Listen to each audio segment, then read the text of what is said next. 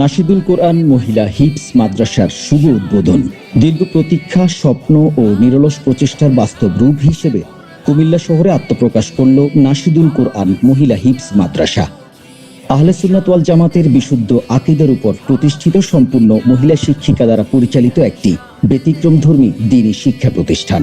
অত্র প্রতিষ্ঠানের প্রতিষ্ঠাতা পরিচালক মাওলানা মোহাম্মদ মাইনুদ্দিনের আন্তরিক উদ্যোগ, দিক নির্দেশনা ও অক্লান্ত পরিশ্রমের ফলেই এই মহতী উদ্যোগ আজ বাস্তবে রূপ লাভ করেছে।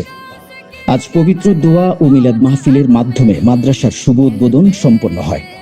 অনুষ্ঠানে উপস্থিত ছিলেন এলাকার সম্মানিত আলেম ওলামা, গণ্যমান্য ব্যক্তিবর্গ, শ্রদ্ধেয় অভিভাবকবৃন্দ এবং প্রিয় শিক্ষার্থীরা।